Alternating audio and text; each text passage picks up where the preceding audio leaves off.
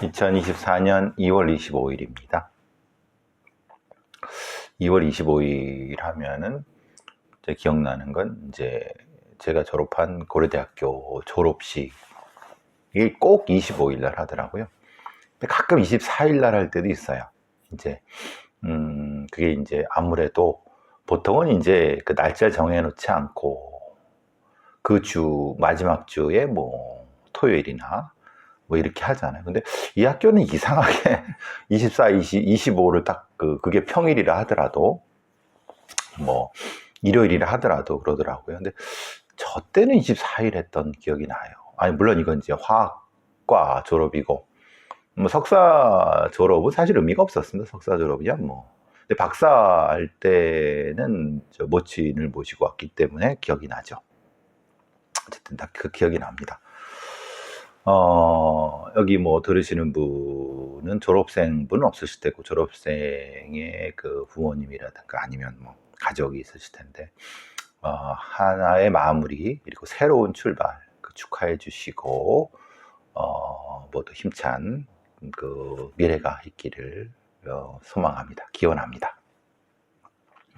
어제 정확히 그저께죠. 그저께 어제는 이제 그동안 못했던 여러 그 작업들도 밀어놓고 했던 것들을 쭉 하고 하면서 했었는데 저는 꼭 이제 그 모친이랑 이제 위로 누나가 하나 있는데 그 체질이 비슷한 그 체질이 비슷하다고 했나? 뭐 일종의 사또라레 같은 느낌이 듭니다. 이제 꼭 아픈 건 제가 더 아프더라고요. 뭐 나쁘지 않습니다. 어쨌든 어제 조금 이제 저녁 때 그 방송 올리려다가 했는데 약간 체기가 있어갖고 이제 뭐 어차피 뭐 체기야 뭐 활명수 하나로 끝내면 되는 거니까 제가 오랫동안 먹어왔던 가스 활명수로 먹고 쉬었더니 좀 낫더라고요. 어쨌든 어때서 오늘은 사실 오후에 오랫동안 저기 오래전에 제가 이제 그 관련해 갖고 글 쓰는데 약간 뭐 크게 도와드리는 건 아닌데 아이디어라든가 아니면 뭐 어떤 뭐 배치라든가 뭐 이런 것들을 도와드렸던 분이랑 약간 이제 커피 한잔 하기로 했고요. 그저께는 이제 이천 왔다 갔다 하다가 YTN 생방 마치고 YTN 생방은 이제 경찰 관련된 약간 비리라고 할까 그런 거 좀 이따 다시 또 말씀드리도록 하겠습니다. 그 후에 우리 그 김지현 선생 그놈 같이 하는 김지현 선생 하고 그 김지현 선생 그 출판사를 만났죠. 사실 저는 뭐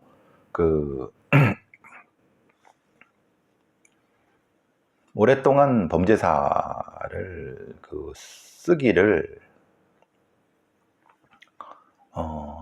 고대하고 또 나오기를 고대하고 또 아니면 제가 써볼까라는 생각도 했고 예전에 뭐 김원배 연구관 말씀도 잠깐 드렸었고 그러니까 우리나라에 왜 범죄사라는 것이 없을까?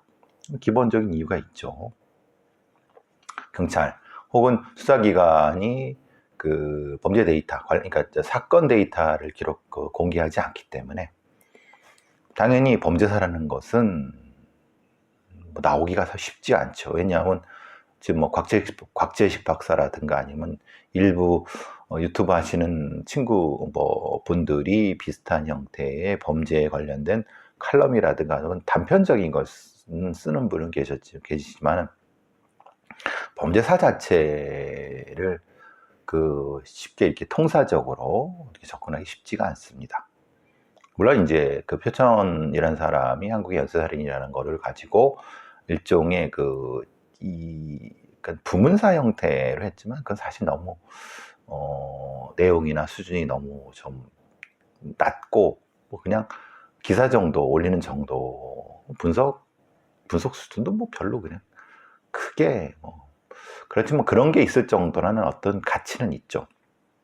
근데 사실은 그거는 그것보다는 기본부 연구관의 연구가 좀 완결이 됐으면 좋겠다는 생각은 해서 그런 생각 많이 해봤습니다만, 저도 이제 오랫동안 하려고 했던 것이 이제 범죄 교과서, 그러니까 정확히 말하면 범죄 분석 교과서죠. 범죄 교과서, 그리고 범죄사, 그리고 이제 제가 계속 쓰고 있는 누가 진짜 범인인가 두 번째, 뭐 이 한 3가지 정도를 원래는 작년에 다 냈어야 되는, 그러니까 작년에 누가 진짜 범인인가 냈어야 되고, 범죄사는 좀 시작을 하려고 했는데 좀 벽에 부딪힌 거고, 범죄 분석 관련된 교과서는 하다가 못한 거고, 어쨌든 이런저런 이유가 있어서 그냥 제 게으름을 한탄하고 있었는데, 마침 또 우리 김 선생의 그 역사를 하시고 저도 하니까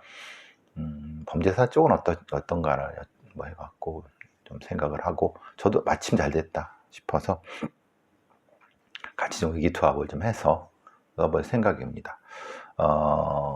빠르면은 올해 말, 늦어도 내년 정도로 작업을 하려고 하고 있고요. 빨리 되면은 여러분한테 좀 보여드리려고 하고 있고, 물론 그것이 김원배 연구관이 하는 그 작업 말고,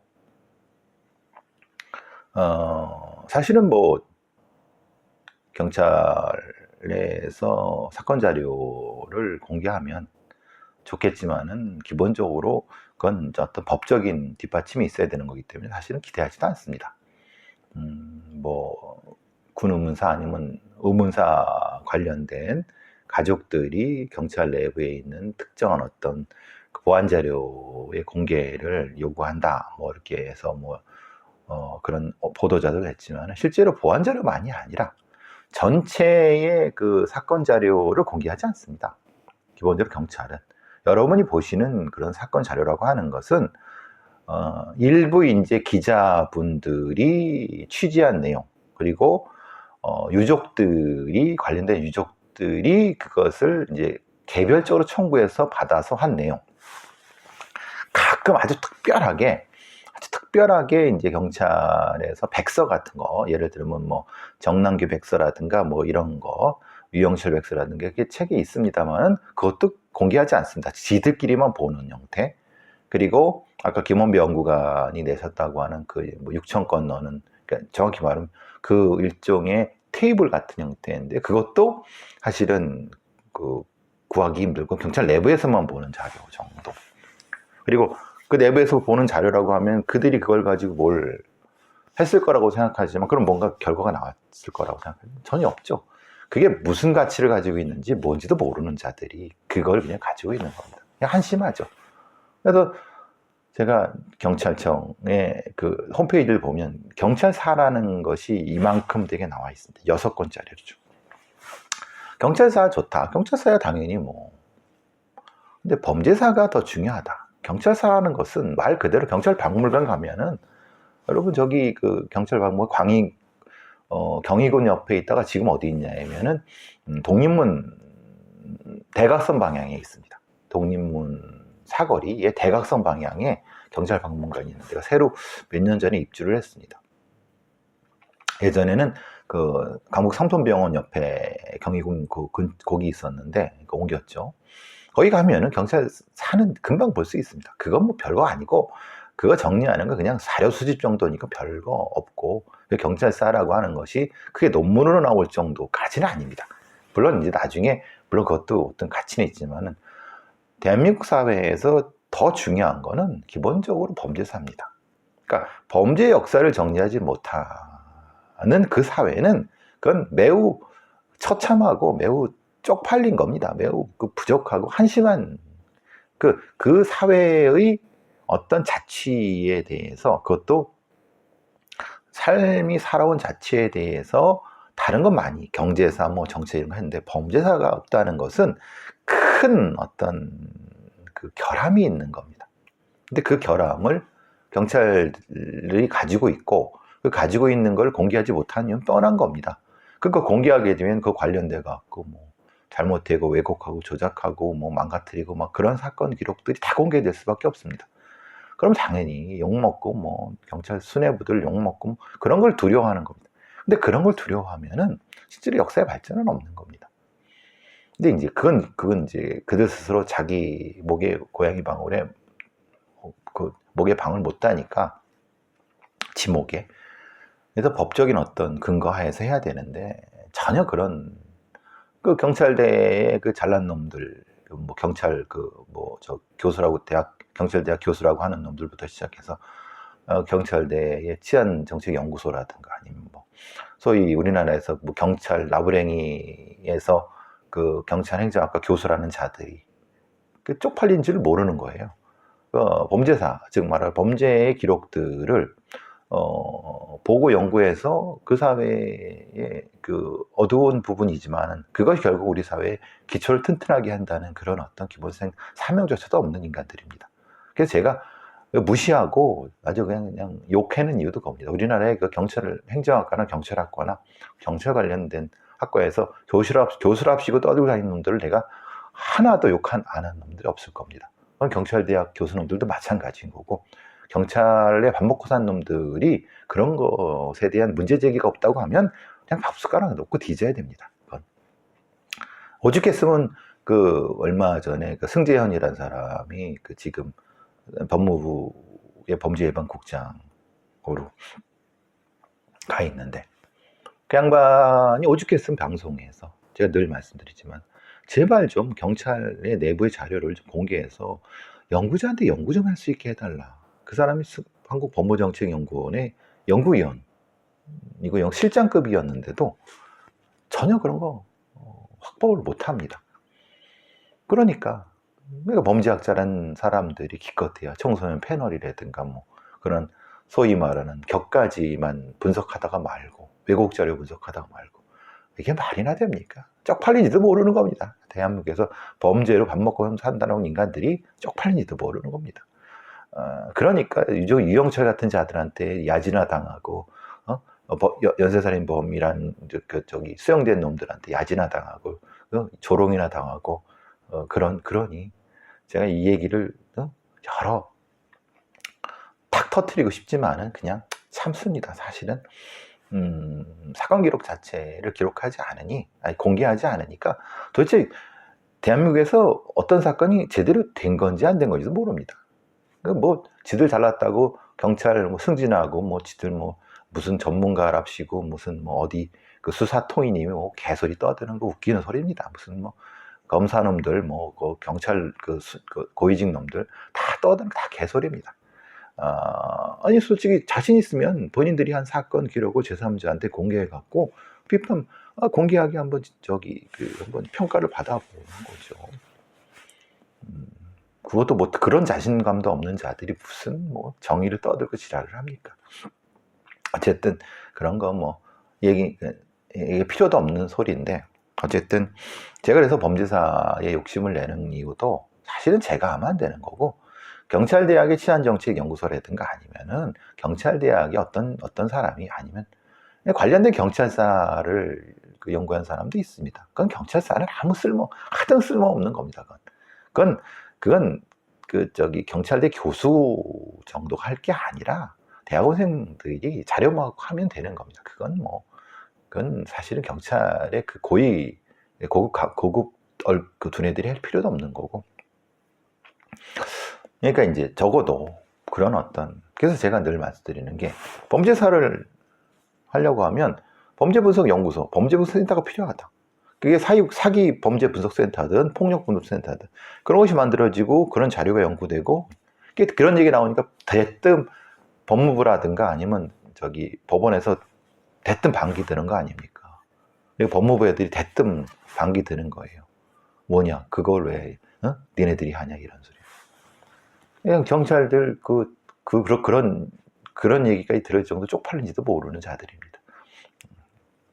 어쨌든 좀 우회로를 팔 수밖에 없습니다. 그러니까 저거 혼자 할 수 있는 것도 아니고 그래서 이제 이런 어떤 뭐 출판사나 이런 데에 도움. 그러니까 이건 어쩔 수 없죠.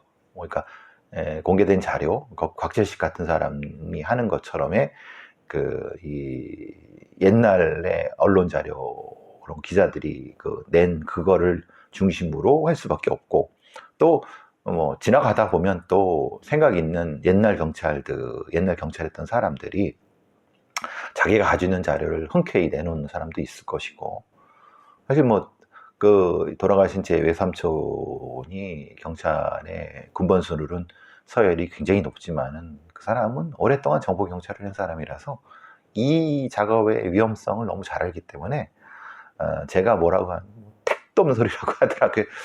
택도 없는 소리 하다가 돌아가셨죠. 뭐 그렇죠. 그 양반은 그 양반의 그 삶이 있었던 거고, 그러니까 원망하지도 않고 싫어하지도 않습니다. 뭐 지가 알아서 살다가 그렇게 간 거니까 뭐. 그런데 그 사람의 삶이 우리나라 범죄사에 관련이 없죠. 정보 경찰을 했는데 굳이 뭐 그걸 어쨌든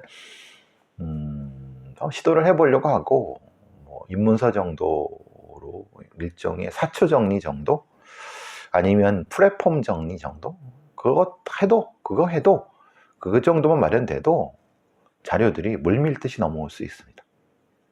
왜냐하면 이런 저와 비슷한 생각을 가지는 사람이 적지 않습니다. 제야에 아니면 어디. 근데 누구 하나 용기를 못 내는 거죠. 왜냐면 다칠 수도 있고, 또 욕을 먹을 수도 있고, 또 굳이 이런 뭐 어떤 여러 가지. 한번 제가 이제 일생의 과업이 몇 개 있다고 말씀드렸지 않습니까? 그 중에 하나로 한번 시도해 보려고 합니다. 아침부터 좋은 동료를 만났다고 하면 같이 해보는 것도 좋은 의미가 있을 거라고 생각해서, 여러분 나중에 진행되는 대로 같이 한번 좀 해주시면 고맙겠습니다. 얘기가 길어졌네요. 사실 오늘 하려고 했던 내용 중에 하나는 금요일날 했던 이런 겁니다. 시민 밀치고, 중앙일보에 나온 내용입니다. 시민 밀치고 10대와 성관계, 나사 풀린 서울경찰 기동단, 이렇게 됐습니다. 그래서 서울 기동단의 경찰들이 시민들하고 폭행 시비가 붙고 미성년자랑 성관계, 이게 말이나 되는 얘기입니까? 쪽팔린 얘기. 근데 경찰 애들이 왜 이렇게 이런 것에 쉽게 그 범죄를 저지를까? 도봉경찰서가 서울경찰 기동단의 경사애를 폭행 혐의로 조사한 거예요. 말하자면 술 마시고 도봉구 길거리를 걷다가 시민하고 시비가 붙었어요. 왜냐? 지나가다가 야, 왜 너 야리여? 이런 거죠. 쳐다봤다 그러는 거예요. 아니 근데 이게 경찰이라고 하면 본인이 술을 마셨으면은 문제가 생길 수 있죠. 왜냐하면은 시비가 붙으면 안 된다는 거 뻔히 압니다. 그런데도 시비가 붙어갖고 경찰에 입건까지 됐다. 이거는 기본적으로 문제가 있는 겁니다. 기본적으로. 그러면 이렇게 얘기할 수 있죠. 아니 저쪽에서 뭐 일방주 시비 거는데 어떡하느냐 라고 하지만 본인이 기본적으로 경찰의 소양이 있다고 하면은 빠져나갈 방법도 분명히 존재합니다. 피한다든가 아니면 그 즉시 111 부른다든가, 그런 기본적 소양이 없다는 겁니다. 이런 자들이 무슨 경찰을 한다고. 그리고 또 이제 다른 경찰 중에 하나가, 얘는 또 경위예요. 경위인데 성동구 교차로에서 택시기사랑 시비가 붙었어요. 꽤 웃긴 거죠. 택시기사로 붙었다는 건 뭐 교차로에서 이렇게 말하자면 이런 뭐 차량비 시비도 있고 보행 시비도 있고 그렇죠. 그래, 거기까지는 그래 뭐 만에 하나 그럴 수 있어. 근데 순찰차에 태우려는 경찰 둘을 또 폭행을 했어요. 이게 미친놈이지 않고 생각해 보십시오. 아니 시비가 붙어갖고 자기가 뭐 어떻게 될 수도 있잖아요. 그러면 뭐 미안하다, 아니면 나는 억울하다, 그러면 이거 가서 우리 시시비 하자 라고 하는 게 맞는 건데, 출동한 경찰 애들을 그걸 폭행을 해? 폭행했다면 뭐 밀을 수도 있고, 그럼 말을 들어야지. 경위나 된 놈이 이게 말이나 되느냐. 또 16일에는 경장 애가 신림동 술집에서 술 취한 시민하고 시비가 붙어. 그러니까 이게 다 두 건 다 술 먹고 시비가 붙은 거예요. 그러면 술 먹으면 안 되죠. 제가 이렇게 말하면, 아니 경찰은 술 못 먹습니까? 아닙니다. 저도 경찰일 때 술 먹었습니다. 그런데 가능하면은 부딪히기 어려운데 사람들이랑 하지 않은 데에서 먹어야 되는 게 맞습니다. 그리고 시비가 붙더라도 사실은 자기가 좀 뒤로 나와 뺐어야죠. 그러다가 쌍방폭행으로 서로.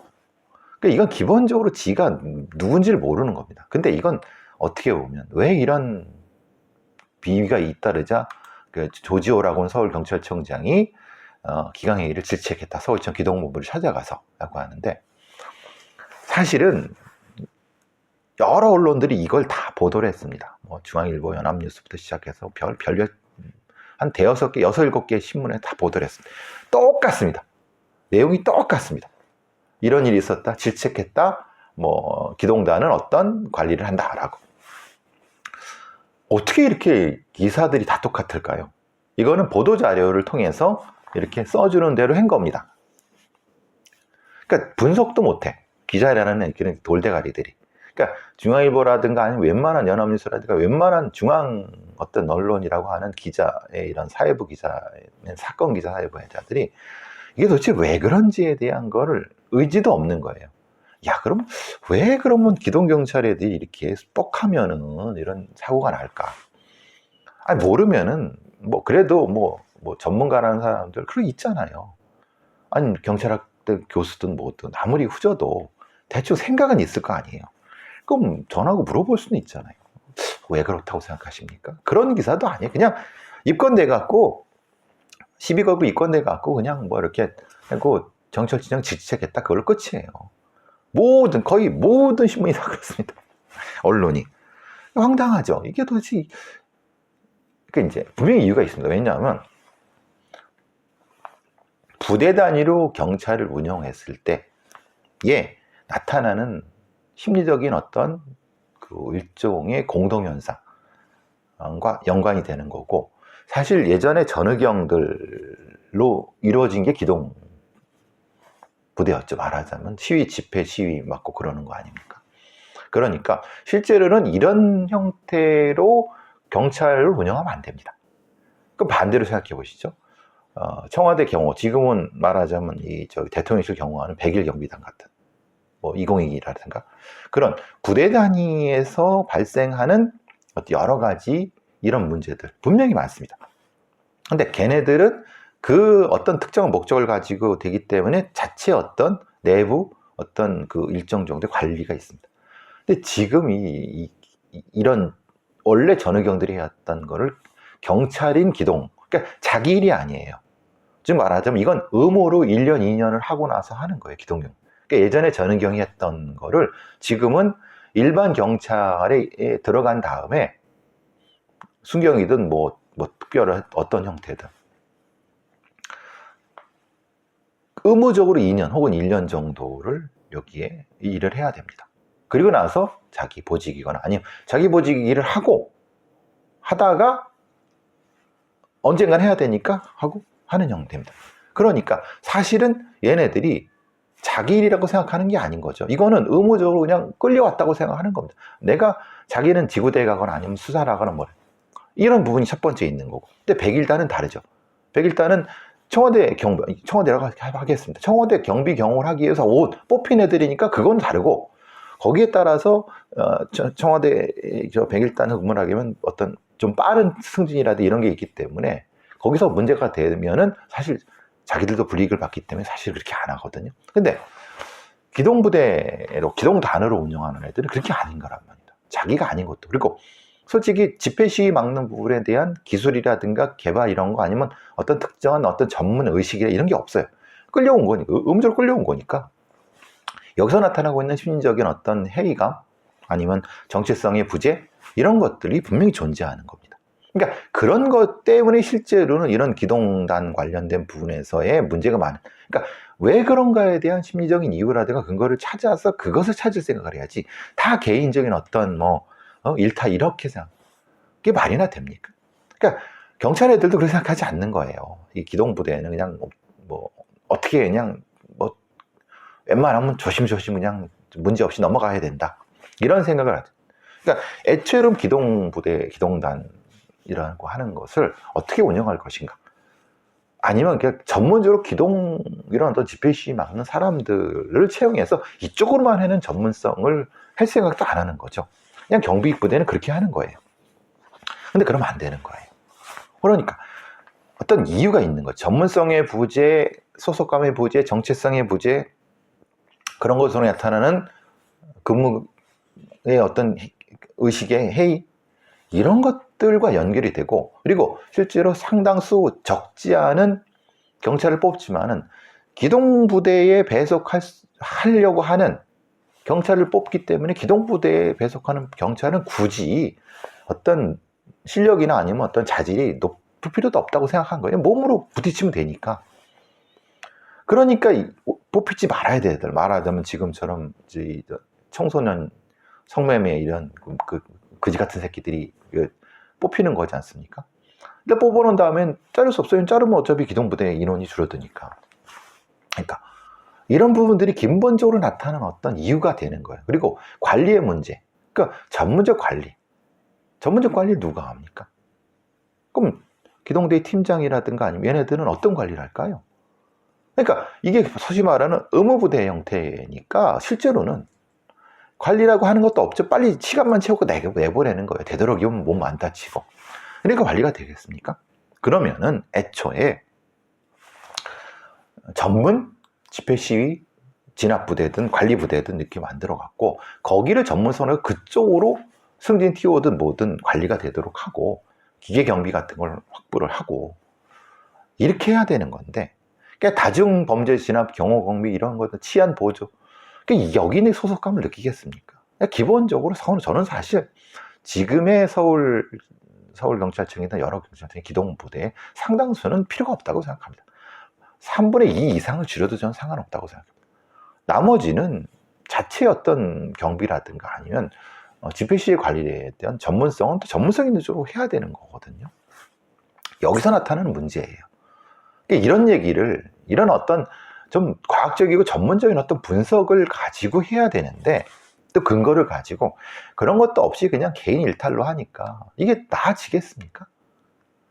한심한 거죠. 경찰 애들도 사실 이런 운영하는 놈들도 한심하지만 사실 얘네들은 부하들이 문제지, 이 경비 경찰의 고위급 애들은 이런 거 잘하면 승진, 아주 초고속 승진 올라갑니다.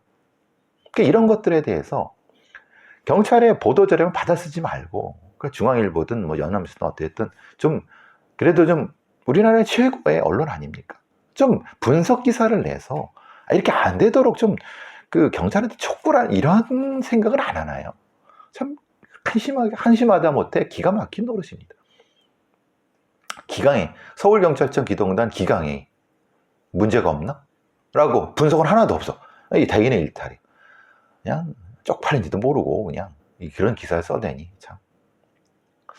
또 하나는 기억나실지 모르겠지만 자기 부인한테 성인 방송을 강요한 전 육군 상사. 근데 얘가 2021년부터 이런 짓을 해왔는데 분명히 구자경찰 애들이 이걸 수사를 했을 텐데 왜 그냥 사표만 받고 강제 전역 조치하고 끝냈느냐. 그리고 부인한테 자술서만 받고 끝냈느냐. 육군본부는 분명히 뭐 형사적 처벌 가능성을 놓고 아쉬운 점이 있다라고 했지만은, 그리고 징계 처분 정도 하려고 하는데 행정처분, 실제로는 그걸로 다 되느냐. 그러니까 현명놈들이 전혀 능력도 없는 애들이 저런 거 수사랍시고 했지만 사실은 수사랍시 했겠습니까? 조용조용하고 사표 강제징용으로 끝나는 거죠. 근데 그놈이 어디 갑니까? 일반 민간으로 가갖고 결국은 이 사람을 죽게 만들었잖아요. 결국은 이걸 어떻게 감찰할 것이냐. 감찰이 될까요? 육군본부 아니면 군사경찰단? 황당한 겁니다. 그러니까 제대로 관리가 안 되는, 군사경찰에는 관리가 안 되는 거예요. 이게 도대체 뭐가 문제냐고 역으로 묻는 거예요. 국방부나 육군본부 애들이. 우리는 뭐 해갖고 그것까지 우리가 해내냐 이런 거예요. 그러면 애초에 이렇게 묻죠. 이런 육군 상사놈을 니네들이 직업군인을 채용을 했잖아. 그러면 그 이전에는 없었을 거라고 자신할 수 있어? 일반 병 대상으로? 자신할 수 있냐고. 그 이전에. 그건 없는 거로 생각하는 거 아니죠. 이게 어떻게 갑자기 성인방송 성범죄 이렇게 하게 됩니까? 말이 안 되죠. 그러니까 구멍이 뻥뻥 뚫려 있는데 그냥 일반 병들, 그냥 일반 시민들한테 위험 요소가 되는지도 모르고 그냥 이런 아니하고 해이한 이 이 군사경찰들 이거 어떻게 합니까 이거. 어쨌든 하나 끊고 가겠습니다.